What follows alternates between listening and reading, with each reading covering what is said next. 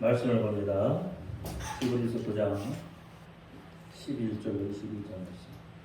한 구절씩 들어갑니다. 그리스도께서 장래 좋은 일의 대제사장으로 오사 손으로 짓지 아니한 곧 이 창조에 속하지 아니한 더 크고 온전한 장막으로 말미암아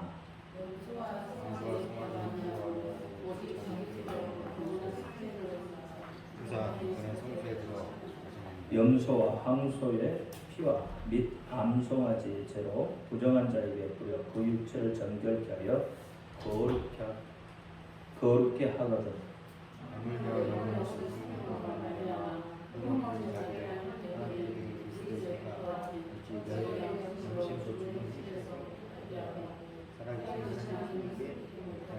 이를 인하여 그는 새 언약의 중본이 이는 첫 언약 때의 범한 죄를 속하고 죽으사 부르심을 입은 자로 하여금 영원한 기업의 약속을 얻게 하시니라.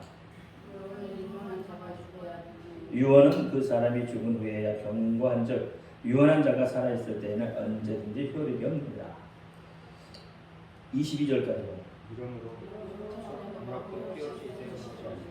모세가 율법대로 모든 계명을 온 백성에게 말한 후에 송아지와 염소의 피와 및 물과 붉은 양털과 우슬초를 차여 그 책과 온 백성에게 뿌려 또한 이와 같이 피로써 장막과 섬기는 예수는 모든 그릇에 뿌렸느니라. 율법을 쫓아 거의 모든 물건이 피로써 정결케 되나니 이름이 없으니 사함이 없느니라.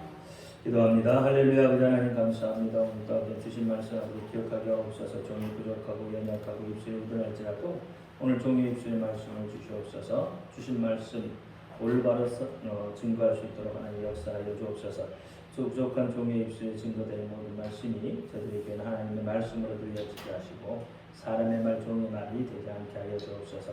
오늘도 깨닫는 은혜 주실 줄 믿사오며 우리 주 예수 그리스도 이름으로 감사하며 기도합니다. 아멘. 오직 예수 우리 예수님밖에 없습니다. 우리를 구원하실 분 대신 한 분밖에 없습니다. 주 예수의 은혜와 평강이 여러분에게 임할지어다. 아멘. 오늘 제목은 거룩한 신분입니다. 하나님이 우리에게 요구하시는 게 무엇일까요? 하나님은 우리에게 무엇을 요구하실까요? 하나님은 전능하신 분이니까 우리한테 요구한 게 아무것도 없죠, 그렇죠? 하나님 우리한테 요구한 게 뭘까? 몰라? 지혜롭게 대답을 해야 돼. 지혜는.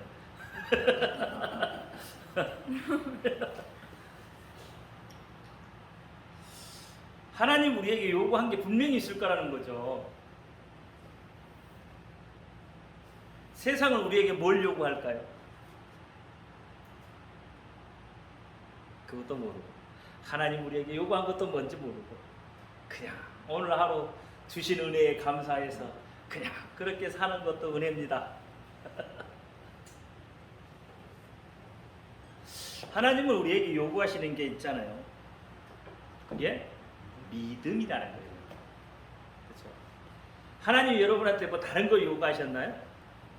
하나님이 여러분한테 요구한 것은 믿음. 그렇죠? 누구를 믿느냐? 누구를 믿느냐? 예수 그리스도를 믿는 것. 그거 하나 요구하신 거예요. 다른 거 요구한 거 뭐 있던가요? 성경에 보니까 다른 거 요구한 건 없는데 계속 무엇만 요구해요? 믿음만 요구하더라. 그러니까 아브라함도 어떻게 해요? 하나님을 믿으니 믿음을 의로 여겼더라. 그렇죠? 그러니까 구약에서부터 계속 신약까지 우리에게 요구한 것은 믿음이라는 거예요. 믿음. 오늘 아침에도 이야기했잖아요. 믿음은 하나님을 신뢰하는 거예요. 얼마나 깊이 하나님을 신뢰하느냐 이거예요. 때로는 그 믿음 때문에 여러분의 목숨까지도 내어놓을 때가 있다 이 말이에요. 그 믿음 때문에. 그 믿음을 지키기 위해서 내 목숨도 하나님 앞에 드릴 수가 있는 거죠. 그것은 신뢰하지 않으면, 그 사람을 믿지 않으면 절대로 그 목숨을 내어놓을 수가 없는 거예요. 천하를 얻고도 제 목숨을 잃으면 무엇이 여러분에게 이익이 되겠습니까? 그렇죠? 천하를 얻었던들 내가 죽어 없어지는데 뭔 이득이 있어요? 이득이 하나도 없어요. 그럼에도 불구하고 우리는 그 믿음 때문에 우리의 목숨을 하나님 앞에 드릴 수도 있어야 되는 거예요. 그것이 순교라는 거예요. 그러면 구약의 사람들, 다시 말하면 유대인들이 말하는 믿음이 있죠. 유대인들이 말하는 믿음, 유대인들이 알고 있는 하나님, 그렇죠? 이 유대인들이 입버릇처럼 말하는 하나님은 어떻게 이야기하죠? 유대인들이 입버릇처럼 이야기하는 하나님은 아브라함의 하나님, 또 이삭의 하나님, 또 야곱의 하나님. 그렇죠? 유대인들이 늘 하나님을 이야기할 때는 이렇게 이야기합니다. 아브라함의 하나님, 이삭의 하나님, 야곱의 하나님. 그 하나님이 살아계시다고 이야기하는 거죠. 그러면 이들은 자기의 믿음을 보였잖아요. 자기의 믿음을 보여줬죠. 하나님 앞에. 안 보여줬나요? 네, 자기의 믿음을 자기의 방식대로, 하나님이 요구하는 방식대로 그 믿음을 보여줬다 이 말이에요. 아브라함은 이삭을 제물로 바치는 거죠. 그러니까 구약은 그런 믿음을 보여줬다 이 말이에요. 그러면 오늘날 여러분에게 믿음이 있다고 하면 아브라함의 믿음이에요, 이삭의 믿음이에요, 야곱의 믿음이에요. 만약에 여러분이 오늘날 여러분의 믿음을 하나님께 보이라면, 나는 아브라함의 하나님입니다, 하나님의 그 믿음을 여러분 보여준다면 자녀를 여러분 어떻게 해야 되죠? 바쳐야 되죠. 그러면 믿음이 있는 건가요? 그건 아브라함의 믿음이에요. 그렇죠? 그러니까 아브라함과 이삭과 야곱이 믿음의 방법은 다 달라요. 믿음의 표현의 방법은 다르지만 공통된 점이 있을 거라는 거죠. 공통된 점, 그 믿음이라는 거예요. 믿음. 그러니까 우리는 어떤 믿음이라는 방법을 이야기하는데 방법론적인 것을 믿음이라고 바라본다 이 말이에요. 그렇지가 않다는 거예요. 그러면 방법론적으로 보면 아브라함의 믿음을 이야기하면 자식을 바쳐야 되고, 그렇죠? 입다의 믿음, 딸을 바쳐야 되고, 이런 것들을 해야 되잖아요. 그러니까 그게 아니고 하나님이 요구하시는 믿음의 방법, 이 세 명이 공통적으로 가지고 있는 부분들이 있어요. 그렇죠? 공통적으로 가지고 있는 이 부분을 하나님은 요구하시고 계시다는 거예요. 오늘날 구약에서 동일하게 요구하시고 계시고 오늘날도 요구하고 계셔요. 동일하게. 이게 지금 뭐예요? 서로 공통된 부분은 신앙이죠. 믿음이죠. 믿음. 이것은 뭐예요? 각자가 드려지는 방법이죠. 그러면 이 믿음의 중심은 어디에, 뭐예요? 누구예요? 믿음의 중심은 예수 그리스도라는 거예요. 그럼 구약에는 예수님의 이야기가 하나도 안 나왔네요? 구약에 예수님 나왔나? 구약도 전부 누구를 이야기하고 있어요? 예수를 이야기하고 있다는 거예요. 구약의 모든 것은 다 누구를 집중을 해요? 예수 그리스도에게 초점이 맞춰져 있어요. 제사도, 그렇죠? 제사법도 예수 그리스도에게 초점이 맞춰져 있고, 선지자도 누구를 이야기하고 있어요? 오실 예수를 이야기하고 있고 메시아 이야기하고 있잖아요. 제사장도 제사법도 선지자도 또 모든 역사도 이스라엘의 역사도 누구를 이야기하고 있어요? 오실 예수, 오실 메시아에 대한 이야기를 하고 있어요. 계속 뭐예요? 누구의 중점으로 보여주고 있어요? 예수 그리스도에게 중점이 되고 있어요. 그러니까 아브라함도 하나님을 믿으니 그가 의로 여겼더라. 그러면 아브라함이 믿는 누구? 하나님. 그렇죠? 하나님은 성부, 성자, 성령, 삼위일체 하나님. 그분이 한 분이라는 거죠. 그러니까 아브라함의 믿음도 누구를 향하고 있어요? 아브라함의 믿음도 예수를 향하고 있는 거예요. 그러면 구약에 예수님의 이름은 한 번도 안 나왔는데 어떻게 구약의 예수님이라고 이야기하실 수 있느냐? 여호와라는 단어는 예수를 지칭을 합니다. 예수를 말하고 있어요. 그러니까 구약에 나오는 여호와는 예수예요. 형상을 가지고 나타나셨잖아요.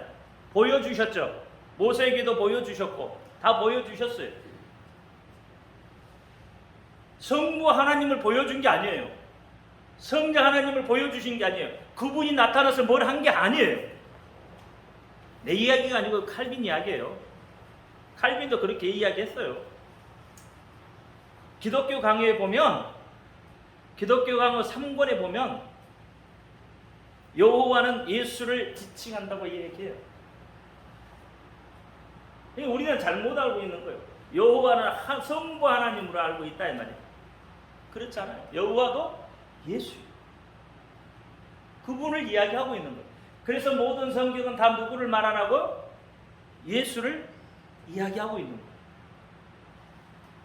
그래서 구약에서 중요하게 여겼던 그 여호와 야훼라는 이름도 출애굽기 3장에 보면 그 이름을 너희가 대대로 기억하라고 하죠.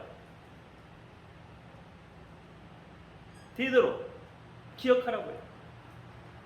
동일하게 마태복음 신약이어서도 그 이름을 우리가 기억해야 돼요. 함께 한다. 그 이름이 우리하고 함께 하시는 거예요, 지금. 모든 것이 다 예수 그리스도를 향하고 있다 이 말이에요. 모든 사건도 지명도 다 예수를 향하고 있어요. 신약도 전부 다 누구를 이야기하고 있어요? 예수를 이야기하고 있다. 금요일날 저녁에 제가 그런 이야기를 했어요. 구약은 지키라입니다.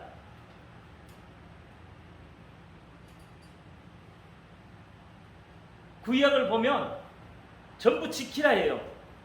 율법을 지키라, 제사법을 지키라, 그렇죠? 그러면서 계속 지키라는 이야기를 해요. 그러니까 구약은 율법이 대표적이지만 이 율법을 어떻게 지켜야 되는 거예요. 율법을 지키지 않으면 어떻게 돼요? 하나님의 명령을 지키지 않으면 어떻게 돼요? 죽어요. 율법은 하나님의 명령이에요. 율법은 하나님 명령 아니에요? 율법은 하나님의 명령이에요. 이것만큼은 너희가 지키라고 주신 명령이에요. 이것만큼은. 근데 사람들이 어떻게 해요? 이 율법을 가져다가 613가지를 만들어버리죠. 아니 10가지도 못 지키는데 613가지 만들어 다 지키라래. 그러니까 근본적으로 율법 여러분 다 지킬 수가 없어. 그러면 예를 들어서 율법 한 가지만 어겨도 율법 전체를 다 어기는 게 돼. 율법 한 가지만 어겨도 율법 전체를 다 어기는 것이 되기 때문에 어떻게 돼요? 죽는다면 죽어야 되는 거예요. 그래서 어떻게 율법 구약을 계속 지키라는 거예요. 계속. 근데 신약은 지키란 말이 있어요, 없어요? 물론 내 마음을 지켜라.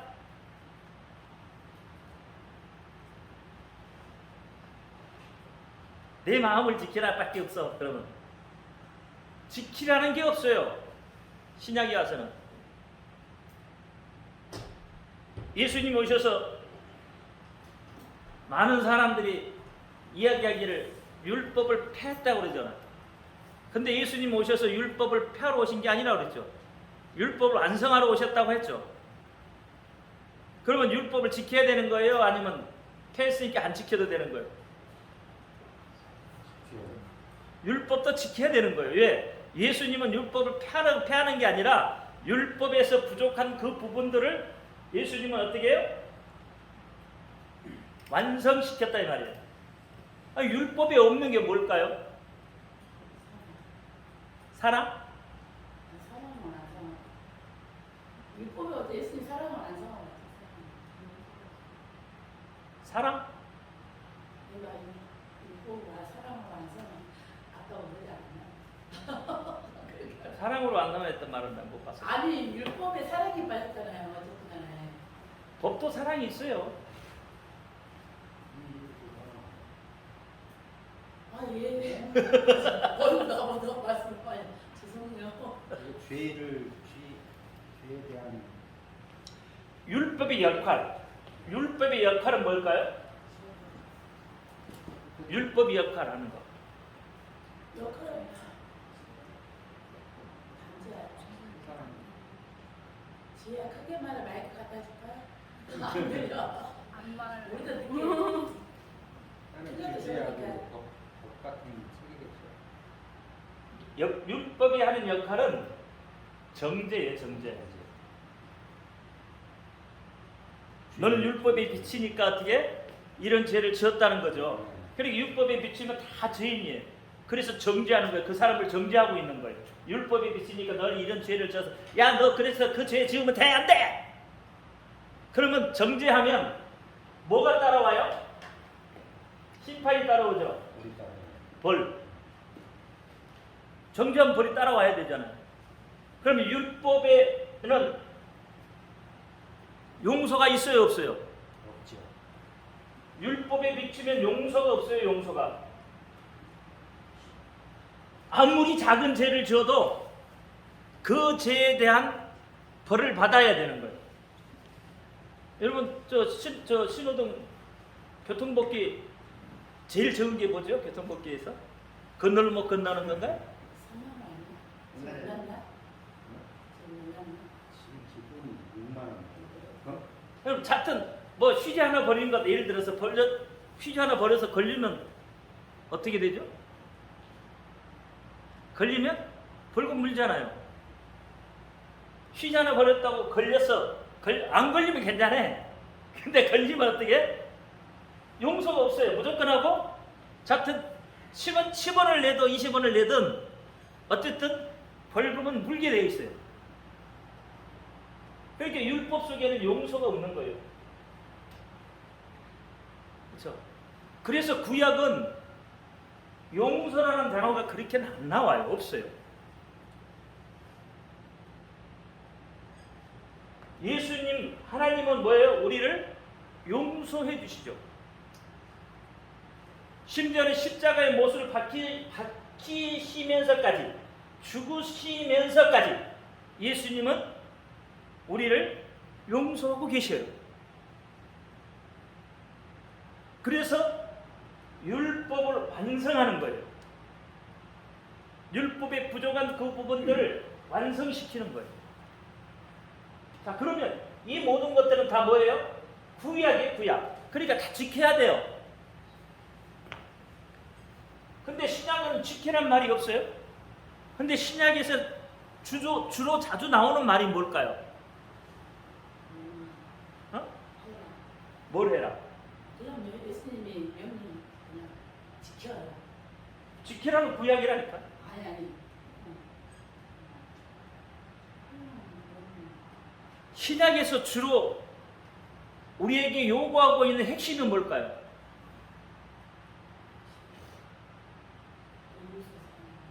내 이웃을 사랑하는 거? 어떻게 사랑하실 거예요? 내 몸같이 내 몸같이? 말씀대로 말씀대로 내 몸같이. 그러니까 신약에서 주로 이야기하는 것은 전하라는 겁니다. 전하라. 뭐라고요? 전하라. 그렇죠. 전도해라. 증인이 되라. 뭐 때문에 누구의 증인이 되라? 예수의 증인이 되라. 예수의 증인이 돼서 뭐 하라고? 전하라고. 신약은 전부 그렇게 되어 있다니까? 다 뭐예요? 누구를 전하라고 그러는 거예요? 예수를 전하라고 하잖아요. 신약은 지키는 게 아니에요. 신약은 전하는 거예요. 신약은. 구약은 어디에 새겨요? 돌비에 새기죠. 율법. 구약은 돌비에 새겨요. 근데 신약은 어디에 새겨요? 신비에 새겨요. 마음에 새긴답니다. 마음에 뭘 새겨요? 예수를. 여기 이게 돌비가 십계명이잖아요. 그럼 신약에서도 십계명을 여러분 마음에 새길 거예요? 아니에요. 여러분 신약에 가서는 예수를 새기는 거예요. 복음이란 말이에요. 복음. 그래서 여러분 신약은 전부 뭘 이야기하고 있어요? 복음을 이야기하고 있어요. 구약은 율법을 이야기하지만 신약은 복음을 이야기해요. 복음은 헬라어로 뭐라고 했다고요? 유앙-겔리오. 복된 소식이다 이 말이에요. 그러니까 신약은 그 너희가 알고 있는 그 복된 소식을 어떻게 전하라고 하는 거예요. 복된 소식을 전하는 거예요. 그러니까 신약은 계속 뭐예요? 그 소식을 전하는 거예요. 누가 왔다고? 예수가 왔다. 뭐하러 왔다? 우리를 구원하러 왔다. 뭐하러 왔다? 우리를 용서하러 왔다. 그렇죠? 어떻게 용서한다고요? 자신의 생명을 내어놓고 자신의 목숨을 내어놓고 우리를 용서하는 거예요. 우리를 구원하시는 거예요. 그 이야기란 말이에요. 신약과 그 이야기.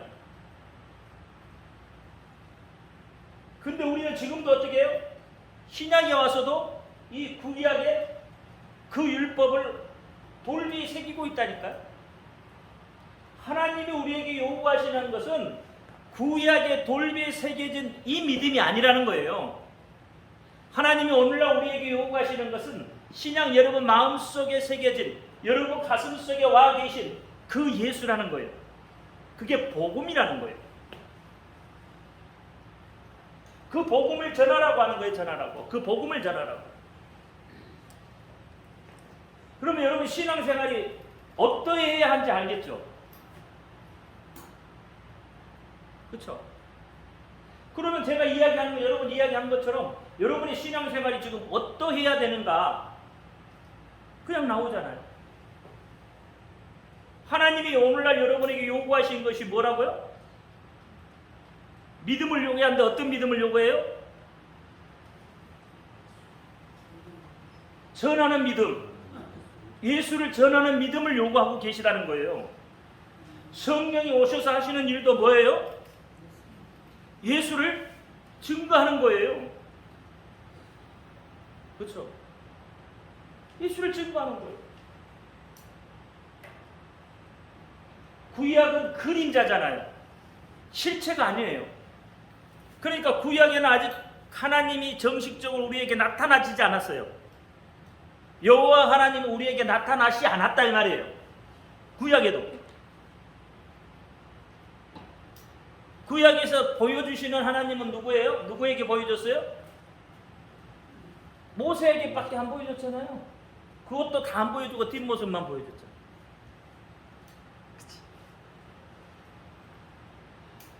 잘 안 보여주셔요. 구약에서는 그림자로 보이시죠. 그림자로 오실 분.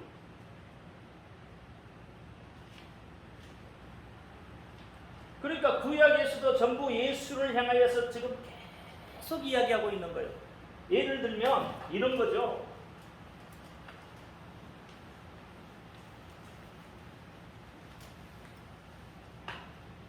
여러분 육상 중에 저 바톤 터치하고 달리는 육상 있죠? 계주, 그렇죠? 계주. 그럼 이 계주는 예를 들어서 주로 이제 그 우리 운동회 때 많이 하잖아요. 그러면 예를 들어서 1학년부터 6학년까지 계주를 한다고 칩시다. 한 무리가 되어서 그래서 달려요. 쭉 가요. 자, 1번 계주가 바톤을 주고 달려. 그러면 2번 계주에게 넘겨주겠죠. 넘겨주고 1번 계주는 아웃되고, 그렇죠? 그 다음 2번 계주가 또 3번 계주에게 바톤을 넘겨주고 아웃되죠. 4번 계주 바톤 넘겨주고 아웃되고, 5번 계주 바톤을 넘겨주고 아웃되고, 그렇죠? 그럼 6번 계주는 계속 6번 계주가 끝난다면 그럼 바톤이 끝나는 거죠. 터치가. 그러면 여기에 보면 여기에서 달리는 사람이 중요할까요? 아니면 바톤이 중요할까요? 달리는 사람이 중요해요? 바톤이 중요해요?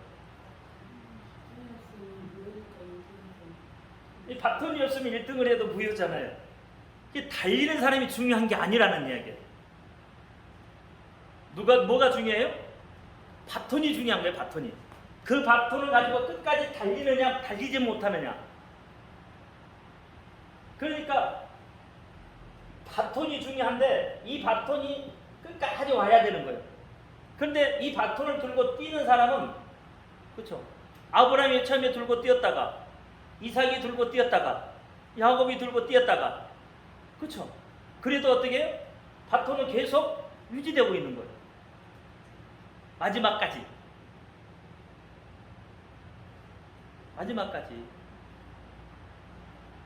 그러니까 이 계주자는 지금 바톤을 어디로 계속 움직이고 있어요?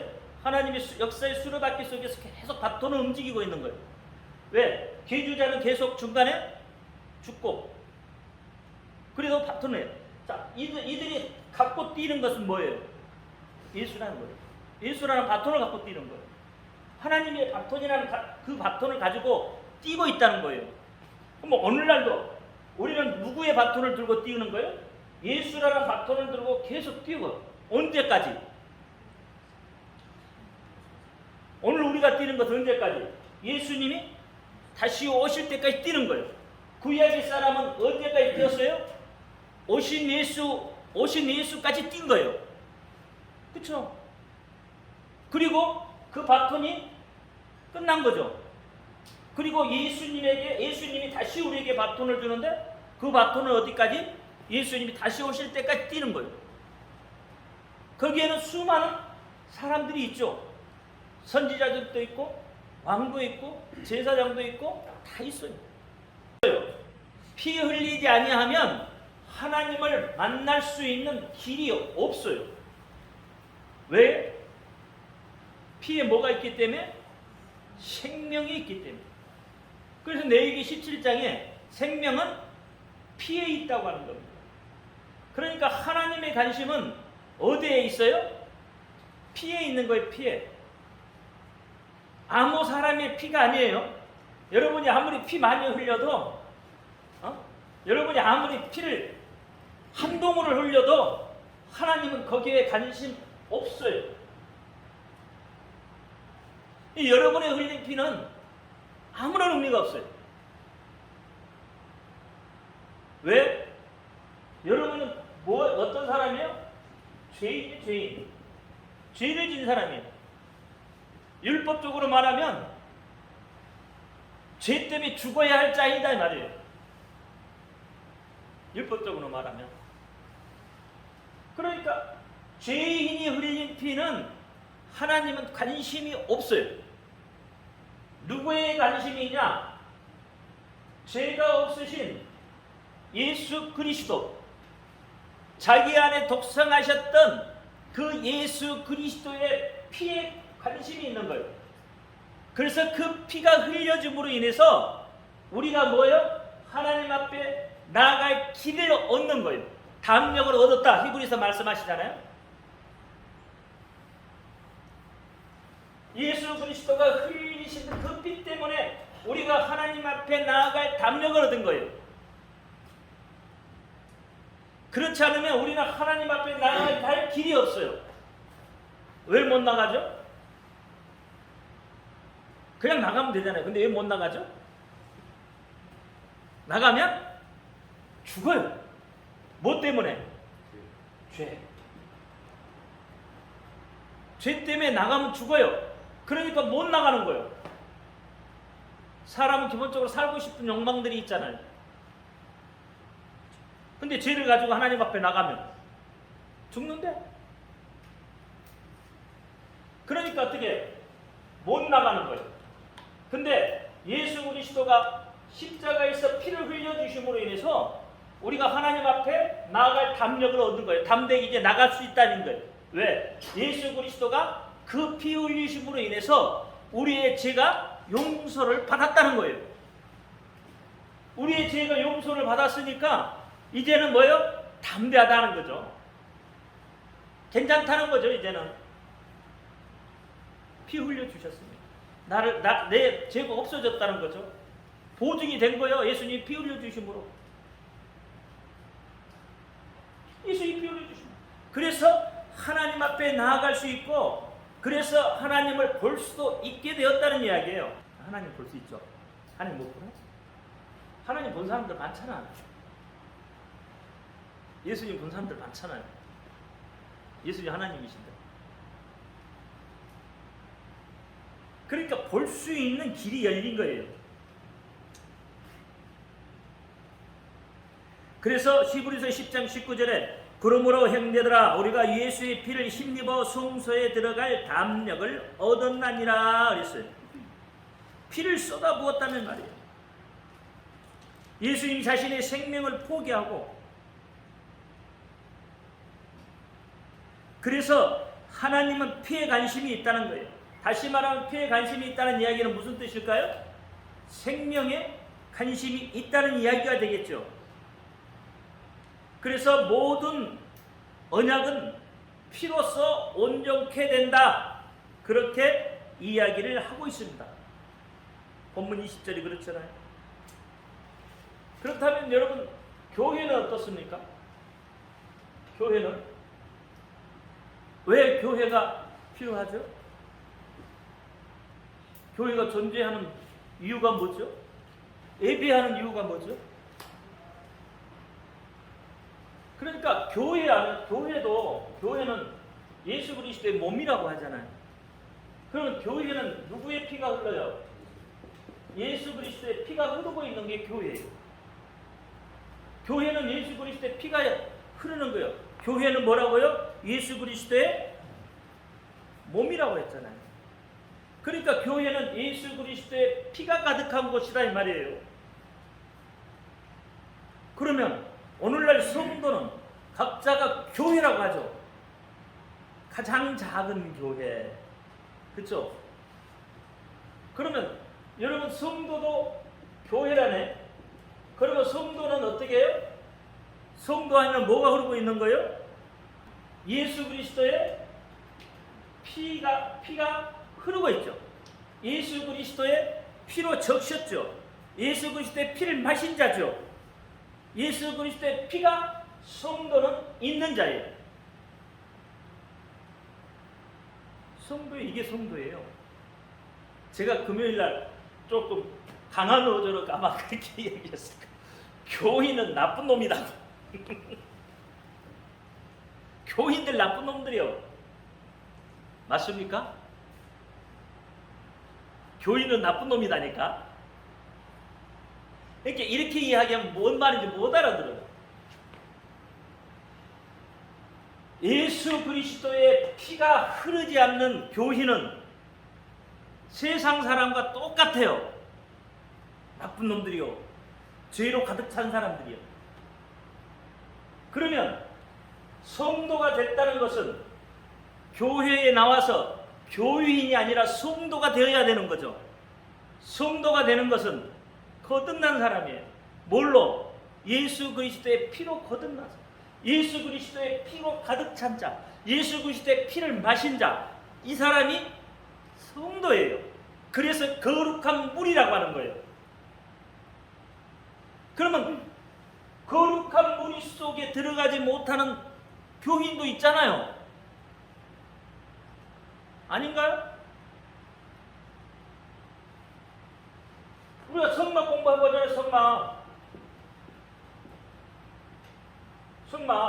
성막 공부하면 마당이잖아요. 마당. 여기 마당에 뭐가 있어요? 번제단이 있고 물두멍이 있잖아요. 그러면 번제단과 물두멍만 여기만 왔다 갔다 하는 사람 있죠. 그래, 계시록에는 성전 마당만 밟은 사람 계수하지 말라고 그래. 왜? 교인이니까. 어디에 들어와야 돼요? 성소 안에 들어와야 돼요. 그래서 성소, 거룩한 곳. 성도는 거룩한 사람. 거룩한 사람은 어디에 들어와 있어야 돼요? 성소에, 거룩한 곳에 들어와 있어야 거룩한 사람인 거죠. 마당만 밟고 있으면 거룩한 사람이? 여기 사람들은 그래서 어떻게 맨날 시험 들고, 그렇죠? 맨날 시험 들잖아요. 맨날 누구 원망이나 쌓고, 누가 잘됐다 잘못됐다 이야기를 하고. 아니, 성소 안에 거룩한 무리들은 예수 그리스도의 피가 온전히 그 사람 몸에 흐르는 사람, 예수 그리스도의 피를 마시는 사람, 그 사람은 그렇게 하나님께서 거룩하게 구별해서 어디에? 성소에 들어갔다는 거예요. 성소에 들어갔다가 다 끝나는 것도 아니요. 어디까지 들어가야 돼? 지성소까지, 하나님을 만나는 자리까지, 용서의 자리까지, 시온 자리까지 가야 돼. 그래야 끝나는 거예요. 그래야 끝나는 거예요. 그러니까 여러분 보세요.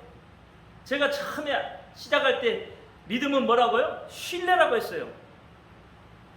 자, 여기는 뭐예요? 하나님을 신뢰해야 신뢰하지 않아요? 네? 마당만 밟고 있는 사람은 하나님을 신뢰할까요? 신뢰하지 않을까요? 거의 신뢰하지 않아요. 그러니까 어떻게? 하나님의 존재 자체도 어떻게 때로는 부인도 하고. 그러니까 이 믿음은 신뢰하지 않는 믿음이죠. 그렇죠? 믿음이 이 단계를 건너가면 그래도 믿음의 깊이가 좀 있잖아요. 그렇죠? 성소 안에 믿음의 깊이가 있잖아요. 여기서 어떻게 해요? 믿음 생활을 하다가도 때로는 아픔 때문에, 환경 때문에 살짝 원망도 하잖아요. 그래도 금방 돌았었죠. 그 믿음은 있으니까.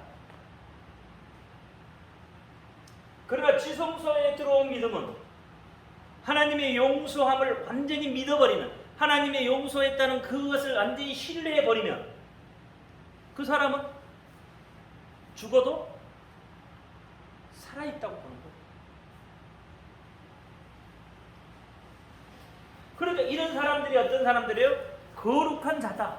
거룩한 신분에 있는 자다. 예수 그리스도의 피는 우리의 신앙, 우리의 삶 속에, 우리의 소망 속에 절대적으로 관계 속에서 그 피가 무사하고 우리의 신앙을 성립시킬 수 있는 것이 된다 이 말이에요. 거룩한 자, 거룩한 신분. 성도는 거룩한 신분의 자리에 있는 거예요. 아무리 열심히 해도요, 아무리 잘해도 그 속에 예수 그리스도의 피가 없으면 하나님의 거기에 관심이 없어요. 이해가 되십니까? 아무리 여러분 헌금 많이 해도 그 속에 예수 그리스도의 피가 없으면 어떻게 한다고요? 아무 의미가 없답니다. 제사를 아무리 많이 드려도 그 속에 예수 그리스도의 피가 없으면, 아무리 예배를 잘 드려도 그 속에 예수 그리스도의 피가 없으면 의미가 없는 거예요. 형식이 된다 이 말이에요. 형식. 쉽게 이야기하면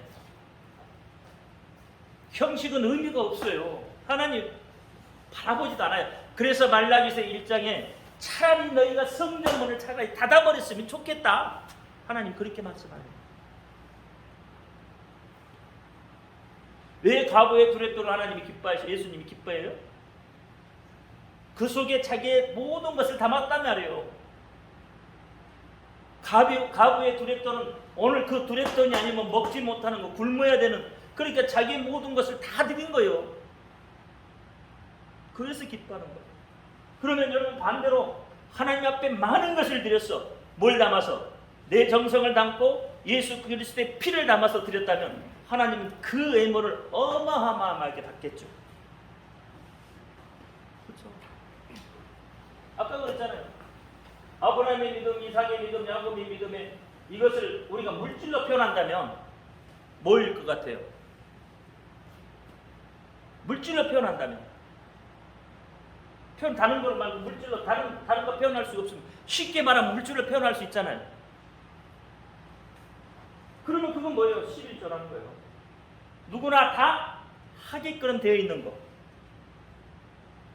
이 사람들에게 이것만 요구하는 게 아니고 누구에게나 다 요구하는 거.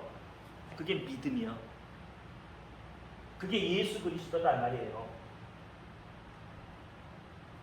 구약은 물질로 이야기했지만 신약에 와서는 예수 그리스도로 이야기하고 있다는 거예요. 이해가 되십니까?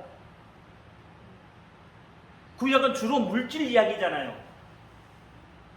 구약은 주로 물질 이야기고 신약은 뭐예요? 예수 이야기예요. 주로 기본 핵심이. 그래서 우리는 우리 입술로 무엇만 이야기하는 거예요? 예수를 이야기하는 거예요. 그래서 저도 뭐예요? 11조에 대한 이야기가 그렇게 많이 안 해요. 뭔 이야기예요? 예수 이야기예요.